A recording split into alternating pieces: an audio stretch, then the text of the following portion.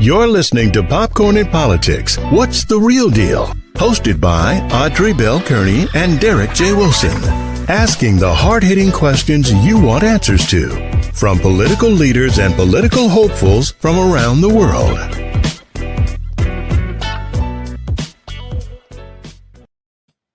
Happy Sunday, everybody. Happy Sunday. Welcome to another episode of Popcorn and Politics. I'm your host, Audrey Bell Kearney, along with my co-host, Derek J. Wilson.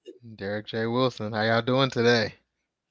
Good. So listen, we got a good show for y'all. So y'all already know what we're about to talk about. We're about to talk about Stacey Abrams running for governor. But before we go there, let's talk about Rick McCormick running for the Congressional 6th District. Congressional 6th District, so since the Georgia House or the Georgia Senate or the entire legislative branches switched up everything, made the 6th more, I guess, conservative and push majority of the people to the 7th district. So Lucy McBath announced last week or week before last that she was going to run in the 7th in Gwinnett County. So she's basically running against Carolyn Bourdeaux, which is going to be a showdown between Carolyn Bourdeaux and Georgia State Rep Donna McLeod. So that's going to be an interesting battle. So Rick McCormick was like, well, I'm just going to run in the 6th. He ran against Carolyn Bourdeaux in the 7th last election cycle and lost. And so now he's going to try his chances in the 6th, which is ultimately now an open seat since Lucy has decided to run in a different district. It's going to be interesting. So now, is Carolyn eligible to run in the 7th? Can she run against Rick in the 7th? Well, so with congressional seats, you do not have to live in that district to run for that district. So although the lines were drawn and it kind of booted Carolyn out, cut her out a little bit, she can still run for the 7th, just like Rick, who technically lived in the 7th. I want to say now he lives in the 9th district since they recut it. But yeah, he can run for the 6th, just like Lucy McBath, who lives in the 6th, but she's running in the 7th. So it's going to be an interesting primary on the Democrat side because you have 3 heavyweight, well-known Democrats running for the Congressional District 7. Lucy McBath, I want to say, may be the most popular one due to the tragedy of her son. Donna McLeod will come in at, I would say her and Carolyn may be a tie when it comes down to popularity. In Gwinnett County, though, I would say that Donna McLeod probably is a little bit more popular than Carolyn Bourdeaux, but it's going to be interesting because the battleground is Gwinnett County. So my heavy favorite, which I'm not going to put out there yet, but I think the person who will carry it out has a real good, strong foothold in Gwinnett County. She's well known and she is the most populous one in Gwinnett County. So yeah, when I think about Lucy McBath, I feel like because she is not in Gwinnett County, that's going to pose a problem for her. Right. Carolyn has put it out there. She ran 5 times for that seat, so she's going to fight tooth and nail for that spot. So, I'm sure she and her team are going to be, fighting hard to make sure she keeps the seat. I just feel like I don't feel like Lucy's going to do it in Gwinnett County. And I feel like that because, I don't know. I just feel like, so what's your thoughts? I mean, Lucy has a chance simply because of her popularity. She is a nationally known, well-known individual. She's been fighting gun lobbies, gun laws for better gun laws, and like I say, she's extremely popular, even outside of Gwinnett County, or even in Gwinnett County, she was known. I mean, people knew of her, and so now I think her biggest issue is the fact that she did switch districts. Instead of her fighting for her current district, she ultimately gave it up and say, well, I'll just go to this other district because I have a better chance of winning. So that may upset a lot of Democrat voters because by her doing that, she's giving up a seat in Congress. And, we need all the seats we have in order to keep the majority. So by her doing that, that can frustrate a lot of people. So that would start if we had a, if this was a race, which it is a race, so they both at the starting gate. Well, by her switching the districts and giving up that seat, that kind of push her back a little bit. So now she's starting behind the rest of the people who have favorable ratings. Well, and then you have Carolyn Bardot. This is her first term. A lot of people, a lot of progressives was not pleased with some of the stances that she stood on, some of the delays that they felt like she caused. So that could pose a problem, which brought us to State Rep Donna McLeod, who that was one of the reasons why she jumped in, due to the stalemates and the decisions that Carolyn Bardot was making, that was just upsetting so many other constituents. Which Donna McLeod will be the only person in this race that actually live in the district. So Mm. yeah, so that You know, will I be. feel like Lucy, especially after the shooting of with the kid, what this week just passed. That whole shooting, I just thought that was just, oh my God, like to know that they went to school, his parents went to school for him, Yeah. right? And in the school, because the parents got upset, they let him go to class anyway. They never thought to check him to see if he had a gun. And then he goes and he do what he does. And then they try to hide out. So for me, I feel like she still has a lot of leverage when it comes to gun control and gun violence. And so I Yeah. feel like she could possibly win in a lot of districts, because when you look at that picture, when you see what families just got affected, because the parents had weight, and so they go to school and they tell the school, well, we want him to stay, and they say okay, Well, and they I look don't at, even necessarily think the parents had weight no more than just their privilege. mm, Uh, I mean, the parents weren't anybody particular in that community per se. mm, I mean, they were just allowed. I mean, they as well as the child got the benefit of the doubt that a lot of minorities do not get. Minority parents nor minority students. So, unfortunately, that benefit of the doubt cost 4 lives. But yeah, you know, it's a tragedy. But I mean, you're right. These gun laws is one of the things that she's definitely been Lucy McBath has ran on, and is continued to be a fighter and a champion for. And so she's one of the few. Well, at this point, the number is getting so high, but she's one of the few people who understands the tragedy of losing the child due to gun violence. And yeah, so. Um, that will help her. Um, fortunately enough for Gwinnett, though, Gwinnett doesn't have a large, um, young gun violent issue. I mean, we did have a shooting, at the bus stop a couple of maybe about a month ago now. A kid got shot at the bus stop, but yeah, Gwinnett as a whole is not, you know, experiencing the same amount of violence with it compared to like maybe Atlanta or other metro areas. Gwinnett is not experiencing that. So, if people voted based on their surrounding, their experience, yet again, she still can have a challenge in that, because although you are a national champion, and what you're champion for on a national level is positive and is needed. How will that relate to the people down here in Gwinnett County who say, well, yeah, gun violence is important national, but what can you do for us here in Gwinnett County? We're not hmm, necessarily experiencing a uptick in gun violence. right, Yeah. right. And I think that's going to be a challenge for her in Gwinnett County, even though she's nationally known. I think that's going to be a little bit of a challenge. So, but I still think that she needs to go back and revisit that. Is it too late for her to say, you know what, I want to keep my seat, I'm going to run against Rick McCormick? Well, no, it's people can bounce around and say whatever they want to say up until qualifying. Uh, Mm-hmm. and qualifying is usually in March. And so right now everything is speculation. You have people that's in the race that get out the race, switch races. Um, Once you qualify, then it is what it is. So maybe who knows?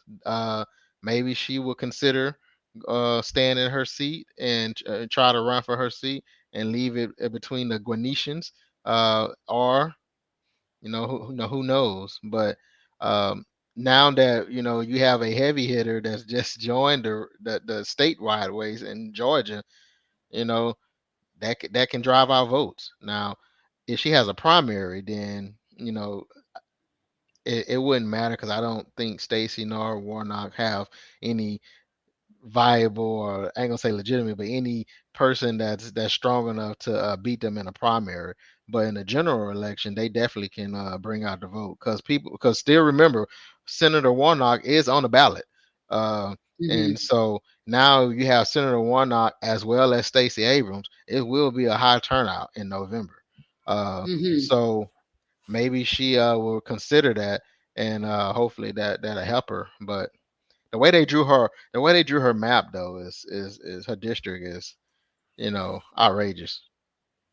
So They wanted her out. So they just, yeah, it's so crazy because I think about, so how often do they redraw the map? Every 10 years, I every heard? 10 years, right? Every 10 years. So for 10 years, they will have control if they win that seat if nobody comes. So politics, I love it. It intrigues me. So Yeah, that's why I do this show. And that's why I don't mind talking about it. And that's why I lose a lot of sleep during election season because I'm like, oh yeah, my God, what's next? Who's next? What's happening next? And I think that this political season is going to be one for the records too because yeah, Stacey jumped in. Now, we already knew that she was kind of thinking about it because there's been a lot of speculation. But yeah, when you think about Purdue, right, he hasn't formally come right out and said it yet. I don't think. I right. haven't seen anything. I haven't seen it yet, but he is a formidable challenger for Governor Kemp. Kemp, it's gonna be nice to Yeah, see them two bumping heads. Trump already got his favorite. It ain't Kemp, so that's gonna be nice to right. see them two bumping heads. And I'm just wondering, Kemp is not over he's not over the voting, over the ballots anymore like he was when he fought Stacey the first time. Right. So I don't know if Purdue could pull it off if he become the nominee. What's your thoughts on that? Well, Purdue. He's popular. He's just as popular as Kemp statewide because Purdue was a state senator. Well, a U.S. state senator. He not just a state senator in like Georgia House, but he was in the U.S. Congress. So, um, I think he's a formidable challenger, and unfortunately, he's endorsed by the former president. So, and that the Republican Party is still pigeonholed to the former president. So that will be a challenge that Kemp will have to overcome. Um, Me personally, I don't think either one of them can necessarily beat Stacey Abrams. Kemp walks around and say, "Well, I beat her once," but Mm-hmm. the You fact that stole you were, the fact that you're the ref and the player, it's kind of it. hard. Right. It's kind of Right. hard to pump your chest out when it's data that shows that you cheated a little bit. Right. So it's but I guess at the end of the day, like in sports, they say a win is a win, and unless you can prove otherwise, and even then, you know, like in the NBA or these major sports, they'll come back and say, well, yeah, we missed that call, and but they ain't taking away the W. And you you know, know what's crazy about that? I was at the football game Friday night. I was out there cheering for Grayson, but they got spanked, y'all. They got spanked bad. They got uh, completely shut out. It was 31-0. Collins Hill just spanked them. But what was wow, crazy is, yeah, they got beat. And that was like if they had won that game, they would have won and played at Georgia State because that would have been the championship game. But Collins Hill spanked them. What was crazy is just what you just said. So the ref is down by the touchdown at the end of the field. The kid caught the ball completely out of bounds. I'm talking about there was no question about it. He must have been daydreaming. He missed the whole call. They called a touchdown. oh And when that wow, happened, that just took the life out of Grayson. And they could never put it together again. It just went downhill from there, and they never scored. So yeah, I totally get it. You can't be the ref and the and the yeah, player at the same time because yeah, that's exactly because what he did. When you think about the last election, you think about okay, ballots were missing, machines weren't plugged up, some were locked away. Yeah, so yeah, yeah, yeah, and being that he's the ref, he was like, I don't see a problem here. Yeah, right, what do right, you mean? So right, as Secretary of State, I certify the results. right, Well, of course you do, right. buddy. You're the Secretary of State. And you're running for governor. So, um, it's amazing how you know, when you're running for office and you're an insurance agent, you know, your company requires you to, you know, once you qualify, it's a conflict of interest. I need you to go on a leave of absence. When you're running for district attorney and you work for the county government, you know, you know, people recommend you take a leave of absence, but nowhere in the book where it says you're Secretary of State and you're running for anything, because you're over elections. If you're running for any statewide election, another statewide election, uh, that you should have to take a leave of absence, step down, or you know, it just amazed me how, you know, how that works. You know, I mean, You know what's it's just amazing crazy. is that nobody thought to say, "Hey, there's a conflict there." Like, you know, like, so we know that the Republican Party will find a way to redo things in their favor, Right. but it just seems like the Democrats always try to play by the rules that were set, and then the Republicans say, "Yeah, we don't like the rules. Let's change them," and Yeah. they change them I mean, they do it across the board. I mean, across the like board. Trump never showed his taxes. He Nope. never stepped down from his business. And if you look at every president, Democrat or Republican, if they own a business, they step down from it. You know, Dick Cheney was the CEO of Halliburton.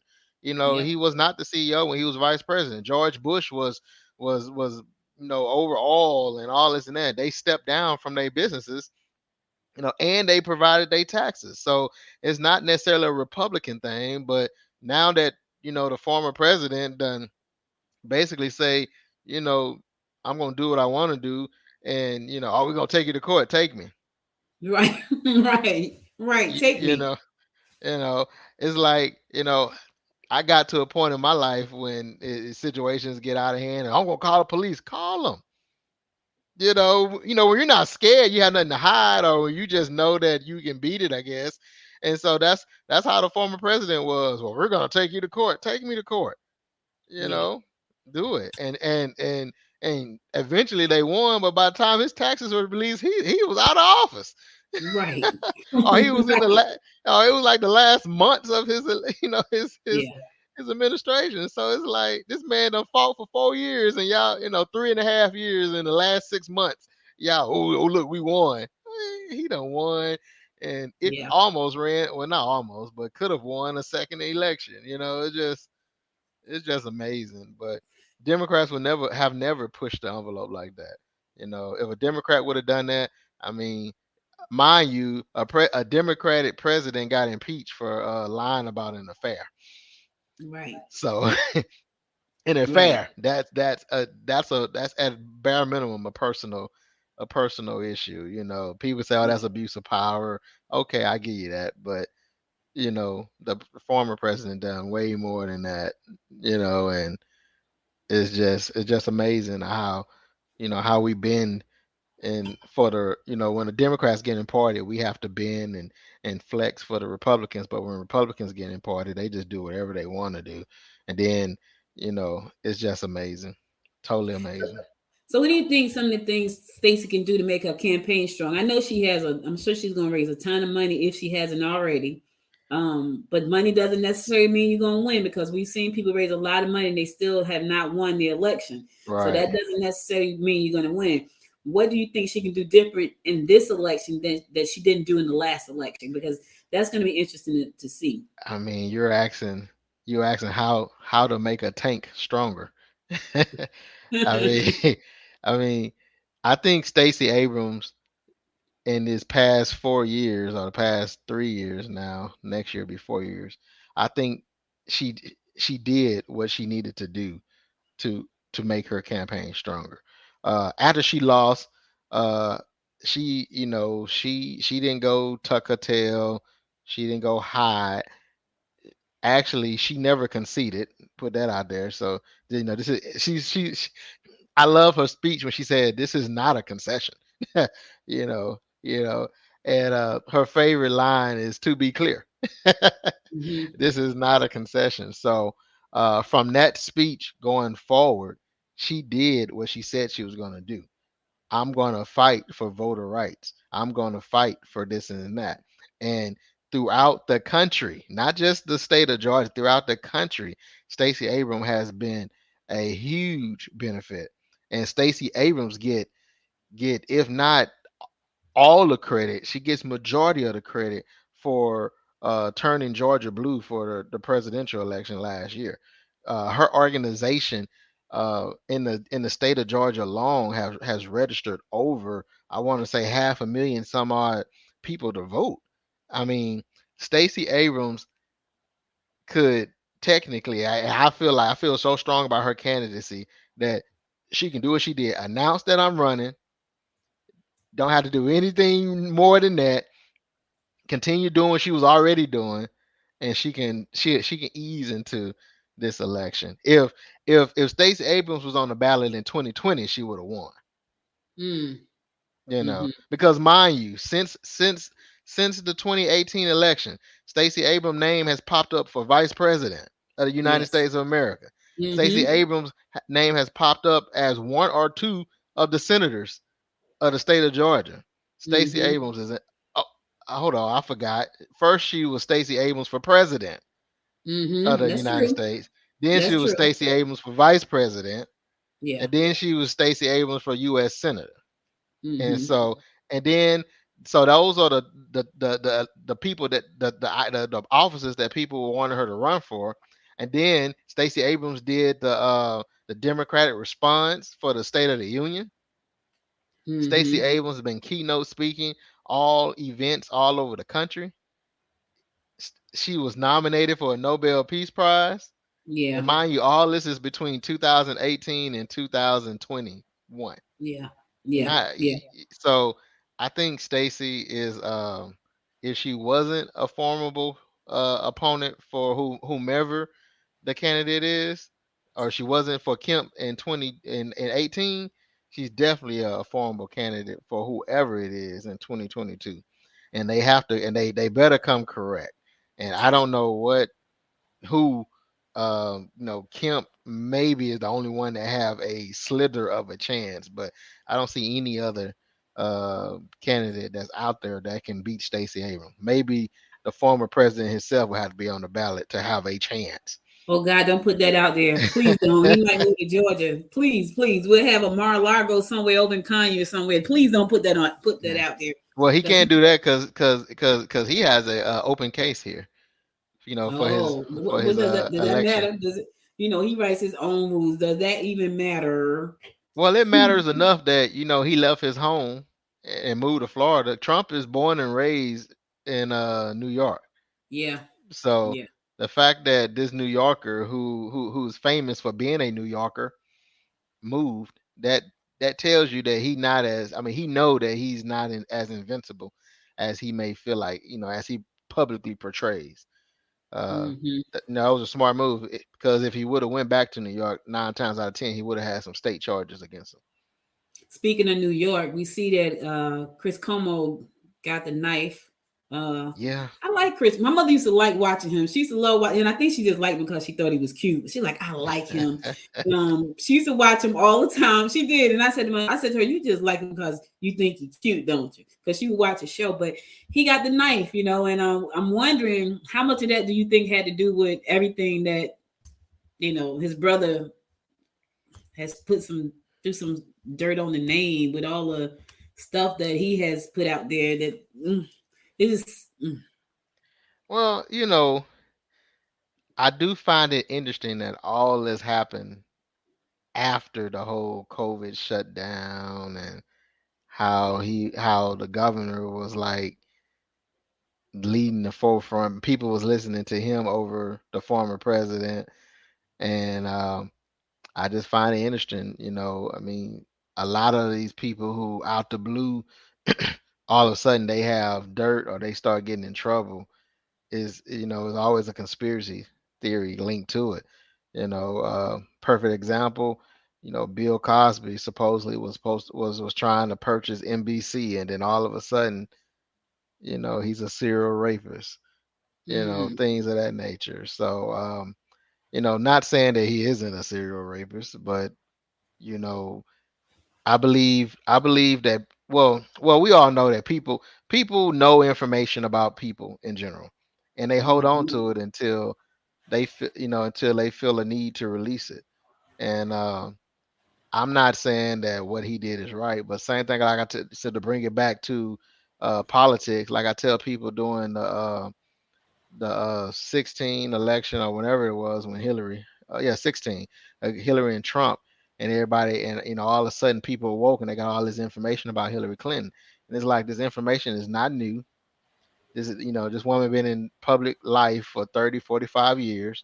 Um, so now we're choosing to have it. Now we're choosing to put this information out, or now we're choosing to find an issue with this information. When if you look deep down into the information, she was a first lady. So that means she signed no bills. She created no policies. She was a first Mm-hmm. lady. Uh, you love her husband, who was the president that signed it.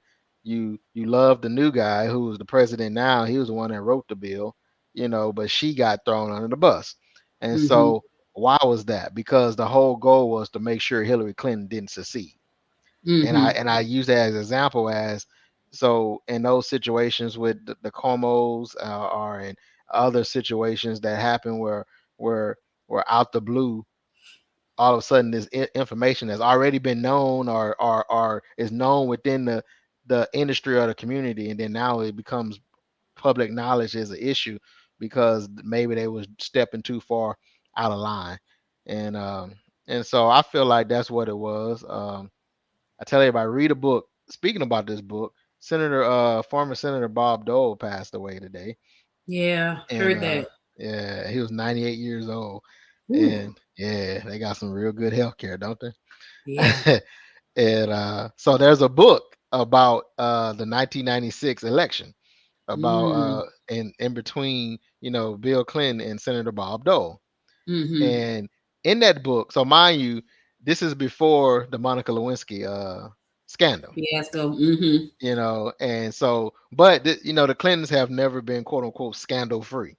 They Mm-hmm. had, it was Watergate and all that. So, Yeah. but Watergate and all these other scandals wasn't sticking.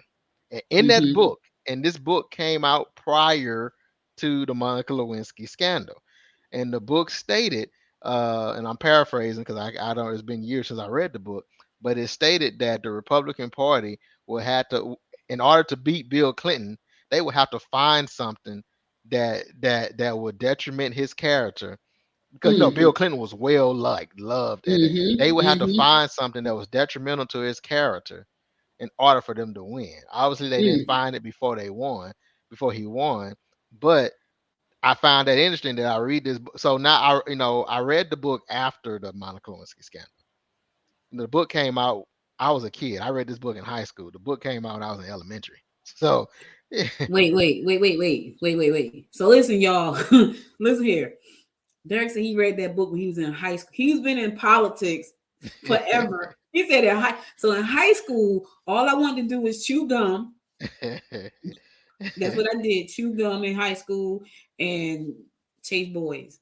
Go ahead. I'm sorry. I had to digress for a second. And so I read He the was in book in high he was school. in political books. What grade were you It's in? called Seventh The grade? Choice. It, so in '96, I was in either fifth grade or Oh my sixth God. grade. You Yeah. know, fifth or sixth grade. And so the book is called The Choice. And it was about the choice between Senator Bob Dole or President Bill Clinton. And so let's say the book probably came out in probably either right before the election or a little right after the election. And then we all know Monica Lewinsky was what, 98, 90, 97, 98. So so Mm-hmm. this so this book came out a year or so. Now, obviously, Bill Clinton had a history of being accused by women, from dating back to when he was in Arkansas. So that's not nothing new from that standpoint. So, but for them to so for a author to write it in a book, and then a year or so later, they finally find some impeachable, and then he didn't even get impeached for the affair. He got impeached for perjury. Mm-hmm. you know, uh, perjury. They couldn't Yep. find anything to stick, and that's why he didn't get removed from office. But well, the Senate was Democratic ran, while the House was Republican ran, and it was complete opposite with Trump. Whereas the House was Democratic led, and the Senate was Republican led. So I mean, everybody knew that Trump wasn't going to get put out of office, just like everybody knew that Clinton wasn't going to get put out of office. But Mm-hmm. the formalities of it, because at that point, Clinton was the only president in history at that time to be impeached. Well, in modern history, I think the first president was like some Jackson, Andrew Jackson, or something like that. Mm-hmm. But yeah, so same thing about the Cuomos. This is nothing new from what I read, that the older brother, I can't think his name right now, it's not Chris. Andrew. Andrew is a single man in politics, and so it has been known, or has been stated, that Andrew has been flirtatious with women, throughout his career. And so oddly, after he shut down the state and all this and that, and he's more popular than the president, and we all know the president at that time is very sensitive about his popularity, and if he feel like you outshining him. And so, you know I mean, that's track records about all that. Yeah. Jesse Jackson during 2000 was telling everybody to stay out the bushes, and all of a sudden Jesse Jackson got a 2-year-old child with his Right. secretary that his wife already knew about. You see what I'm saying? Right. Yeah. But the public Yeah. didn't know about it. The public didn't know about it. So it's just so it's a track record of, when you start shaking the tree, just make sure, what they say, make sure your skeletons ain't That's as right. bad as my skeletons. Because if That's right. you putting out my skeletons, just make sure yours ain't as bad or worse than mine. And Yeah, so that's funny. It's so funny because when you said when you start shaking the tree, because that's right, you shaking my tree. You make sure. Listen, your tree got some stuff in it too. Now, I got another story. It got nothing. It has nothing to do with politics. It's totally just country. Nothing to do with politics. So when I was a little girl, my grandmother had a plum tree in her yard, in the front yard, and her neighbor had a plum tree in her front yard. My grandmother had a small tree in her front yard, but the neighbor had a big plum tree in her yard. And we used to go next door and say, "Hey, Miss Ida, can you shake the tree for us to get some plums?" You said shaking the tree just brought back memories. That's all. Yeah. You know what's crazy there? I went to go look for that tree. I was like, "What is the name of the plum tree?" Come to find out, it was a plum tree and it grows wild in Georgia. It's not, you can't, it was crazy, but they had the best plums, but it's a wild plum tree. And plums probably like that big. And I used to eat so many green plums. I like green plums. I would eat the green plums. They make me sick as a dog with salt all summer long and be sick as a dog because I didn't ate too many green plums. But that's just when you said shaking the tree, that brought back a memory.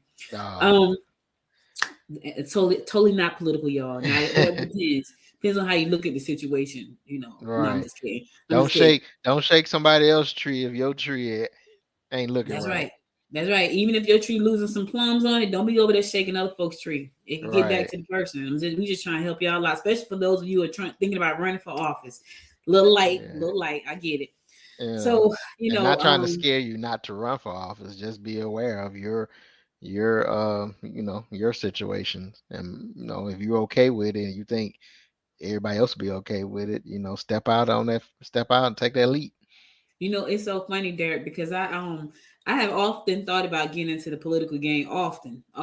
And I had to go back and look like, wait a minute now, let me go back. Do I owe anybody any money? Did I do anything that should have been, so I go back and I can't find nothing yet. I probably owe a few people some money though.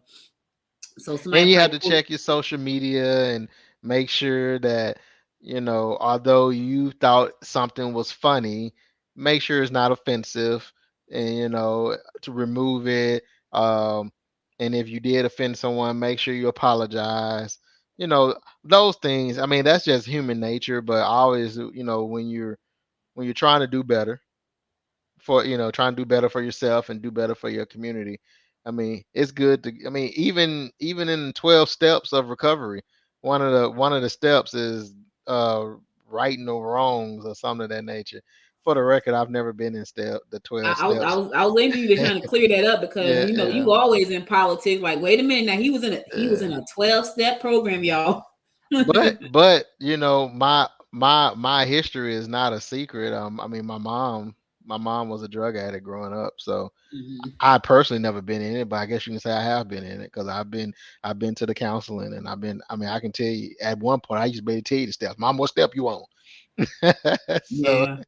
you know, but it's a road. It's a road, and one of them is, righting your wrongs, apologizing, and so, before you jump out, have someone scrub your scrub all your information and make sure, because what Woo. you don't want to do is, you know, it come out that you got a 2 year old baby with the secretary. Although your family already knew about it, but the public didn't know old Jesse Jackson was sleeping Yeah. with the secretary. Yeah, yeah, you So, know, and it's so crazy because I'm not a big social media person, so I don't know what anybody probably could find about me on not on social media. I'm just not that person. So I may have said something on one of my shows that people probably did not agree with, but when it comes to posting stuff on social media, I might post something that's like, like really, like I might show some disdain for some people I think is just like, and so maybe they have to scrub it for that. But I'm not there yet. I'm not there yet. I'm gonna keep doing this show, Popcorn and Politics. I'm not there yet. I have a lot of I have a lot to learn in this space. And we now all would I do. be a fighter? I think I would definitely be a fighter. But to the point where I would definitely need to be trained not to punch somebody. I know somebody gonna see this like, oh gosh, she said she was gonna punch somebody. She's Yeah, so violent. she's violent. So and I Yeah. have to tell you right now, Derek, somebody can definitely go back and pull up a show where I said that. I already know. I already know. So Yeah. I have to go back, and I'm not changing it. Like I wouldn't punch anybody, but I know that if I decided to ever get into this game, into community service like this, I would definitely have to go through some major training to be a great candidate for my community, because I will go out there to fight for you. But I know I would have to fight because I look Yeah. at a lot of those public service, and boy, oh boy, their lives completely changing. Yeah. Your whole family go through that thing with you. And so, and people, as much as you're fighting for people, there are people that's in your area that's fighting against you. So I have to figure out how to balance all that. Like I'm trying to fight to help you, and you fighting against me. So Yeah. maybe That's that's jumping into politics is not for the what they say faint at heart. Is that the yes. yes Hmm. and most of the time it's not for the money either, because a lot of these officers are not paying. Some pay more than others, but in grand scheme of things, for the responsibility, you're not making enough. uh Perfect example, the president only makes $400,000. And I say only because the president of the United States is, as they say, the most powerful man or woman, could be one day, the most powerful person in the world, of the most powerful country. And you have CEOs of companies that make more than $400,000 a year. Yeah. So actually Definitely. you have school superintendents that make more than four hundred thousand Hello. dollars a year. Especially if you live in Gwinnett County. Hello. So let's put that in perspective. Yeah. Yeah. Yeah. So In yeah, Gwinnett County, listen. Yeah, I yeah, might want to go look up some of them salaries here in Gwinnett County. Some of them, listen, education. Listen, yeah. there is a football coach in Buford. And I know this way off from, but there's a football coach, high school football coach in Buford. His job is to coach high school football, 130 a year. Yeah. I was like, a high school football coach, 130 for the High coach. school football is real big in areas like Georgia, Yeah. Texas, Kentucky, areas, Oklahoma. And I say that because, I attended Abilene Christian University. And at Hmm. that, so I don't know if you remember the movie. You're a football person, so you should remember the movie Friday Night Lights. Yes. Friday Night Lights. Yep. The guy that Billy Bob Thornton played, he Hmm. was the coach, the head coach at Abilene Christian University. Wow. Wait a minute, head coach at a university.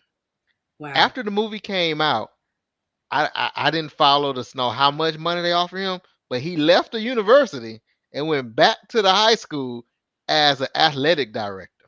Wow. So now you Yeah, know that. Now you know he made some money. yeah, he made some money. Yeah, yeah, he made some So money. And he was coaching players that end up going into the NFL. Yeah. And he went back to high school after Yeah. the movie came out. First of all, a movie was about him Yeah. because he was the star of the movie. I mean, Billy Bob Thornton played him. Yep. And he went back, and they paid him some nice shiny pennies. Yes. So yeah, football is big down here. Like the SEC down here, man, is nothing like anything I've ever seen before. My nephew played for Grayson High School, and so we left the game Friday night. Yeah, they got beat though. They got spanked. And the Bulldogs. We left the football game. We went downtown Lawrenceville to get some pizza, and this was about 10:30 at night. So my husband and I are sitting there eating pizza, and this on the TVs, because they got I counted the TVs, Derek, and you know why I'm telling you that. It was like 8 TVs in there, right? I counted the TV. I'm like, we got 8 TVs in here. There were like 8 TVs in there, right? And so it was one directly in front of me. So they popped up the screen about the best players in Georgia, right? My nephew's up on the screen. He's a freshman, by the way. He's a 9th grader. His name is up on the screen, Jalen Bell, with all these seniors, freshmen. He's a freshman. 7 college offers already as a freshman. Wow. Already.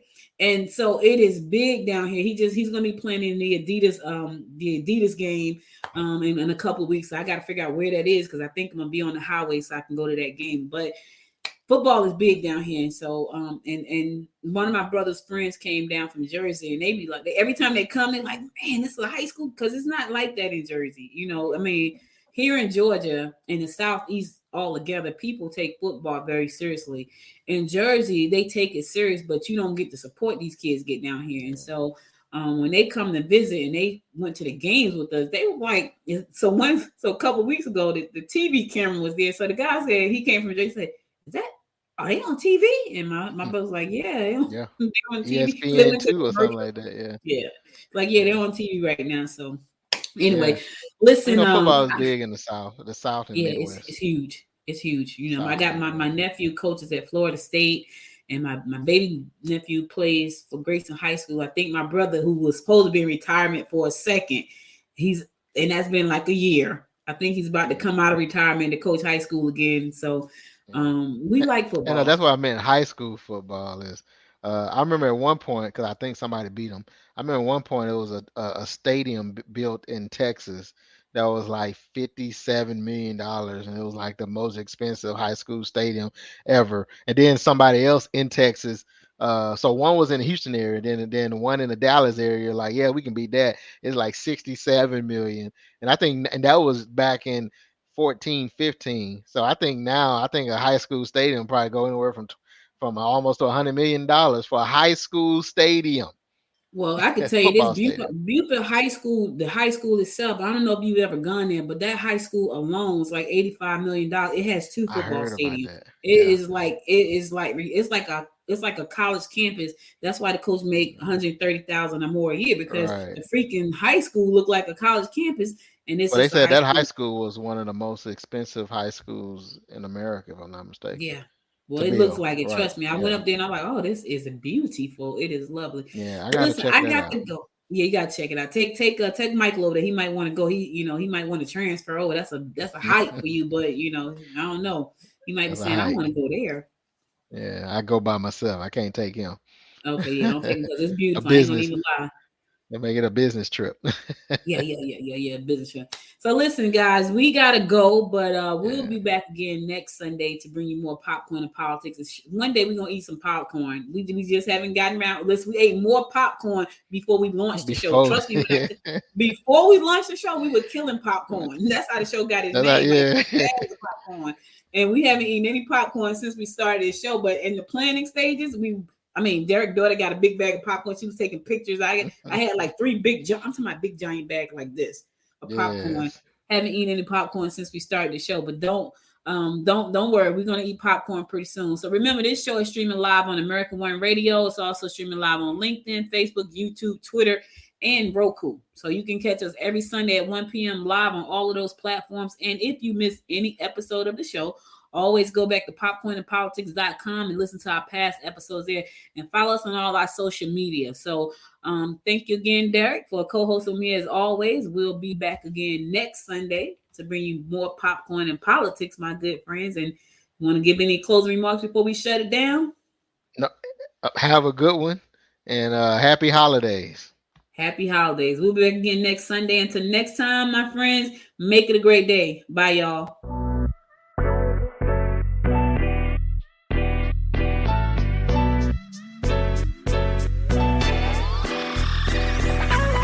You've been listening to Popcorn in Politics. What's the Real Deal?